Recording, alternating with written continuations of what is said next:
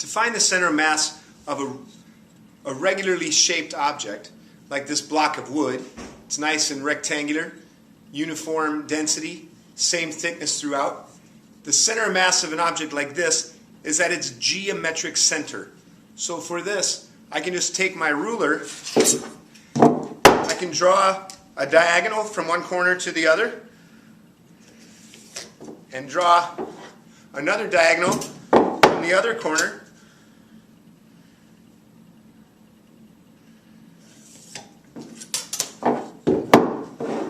And where the two lines intersect, that's going to be my center of gravity of this object. What I'll do is, I'll just take a nail and I'll insert it into the center of gravity. Now I'm going to take this string that has a weight on it. This is called a plumb bob. Anything I hang it from, this will hang straight down, of course, because of gravity, and that'll show me the direction of down. And now I can see the point about which the center of gravity is directly over, right above that yellow piece of string. If I take the block and tip it, as long as the center of mass stays on this side of the support point, right here is where the block is touching the table, as long as the center of mass is on this side of the support point, the block is going to continue to fall to that side. I'll keep tipping it until you find, and you'll notice that as soon as the string passes onto the other side of the support point, that's when the block will tip over. The next object that we'll find the center of mass of is an irregularly shaped block. You'll see I've cut a corner out of this one, so it's no longer a nicely shaped rectangle.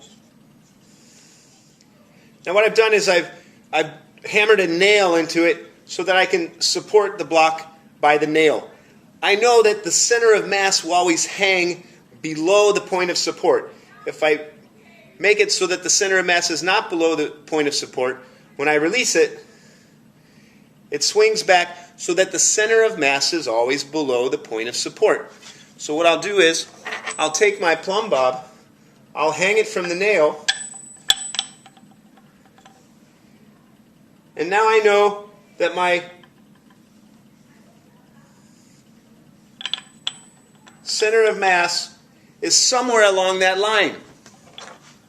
So I'll draw a point where the string is.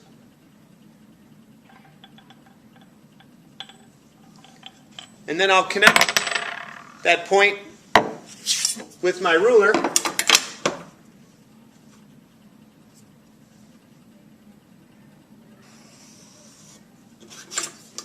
So now I know the center of mass is somewhere on that line. Now I've moved the nail to another spot on the board. Again, I'll put my plumb bob on the nail. I'll hang the board from the nail, and I know that my center of gravity is somewhere on that vertical line. So I'll draw another dot where the line is. I'll connect the space between the nail and the dot with my ruler. And now I know where the lines intersect. That's going to be my center of gravity. And to check that out, I should be able to balance the object at the center of gravity. And in fact, that is where it is. The object should spin well about the center of gravity. So what I've done is, I've driven a nail right into the center of gravity, and even though this is a very irregularly shaped object, since I know this is the center of gravity, it should spin very nicely about that point.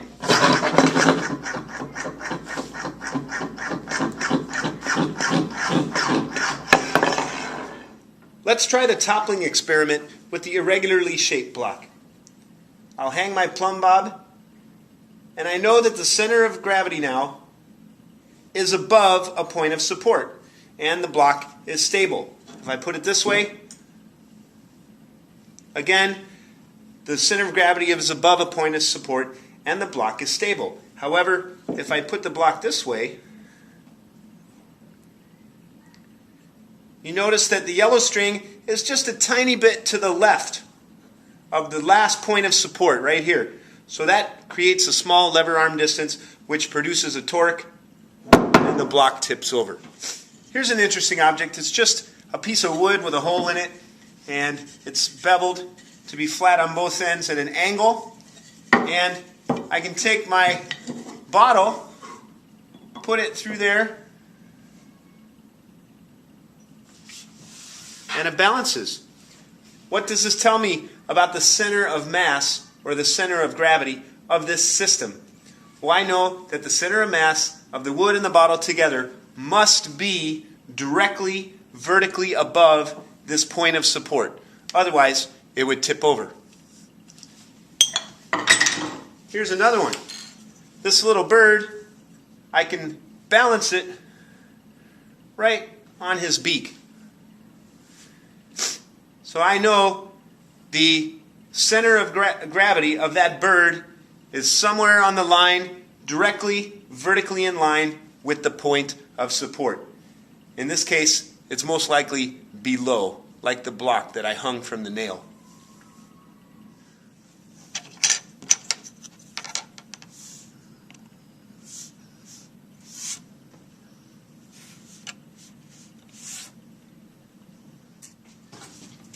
Here I've got a broom, and I'll put it on my hand, and I can balance the broom.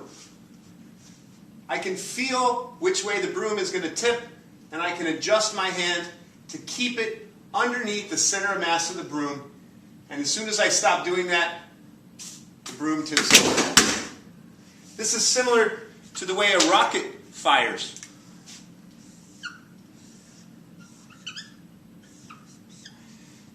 As the rocket launches, sensors in the rocket detect if it's tipping side to side, and small rockets fire on the side to keep the center of gravity of the rocket over the thrusting force and keeps the rocket straight as it rises through the air. Another vocabulary word that we'll look at is the word stability. For something to balance, of course, like we mentioned, the center of gravity of the object has to be above the base. Not only this way, but also this way. And the higher up the center of gravity is, the less stable the object is. Okay? I'll still balance it on a thin edge, but I won't make it so high. Now I can tap it. You'll see it wobbles a little bit, but it doesn't tip over. Compared to this, just the slightest touch, and it tips over. Of course, if I put it this way, that's going to be the most stable of all. The center of gravity is very low, and the base is very large, and I can't tip that over. Here I've got two plastic cups. The first cup is just a cup by itself. The second cup has a ping pong ball glued into the bottom of the cup. What I'll do is, I've marked a black line on each cup, and I'm going to take some water, and I'm going to fill each cup up to the same level. So each cup will have the same level of water in it. Then I'll tip the platform, and we'll see which cup tips over first.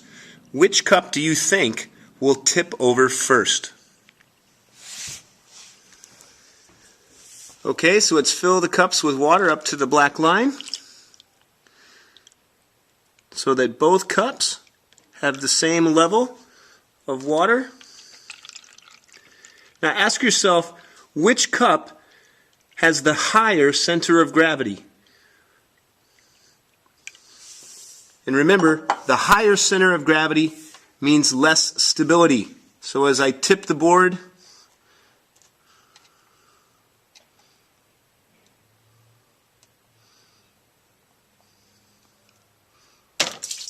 and we see that the cup with the ping pong ball in the bottom had the higher center of gravity. Because down here where the ping pong ball is, that space is filled with air. So more of the mass is higher up than in this cup.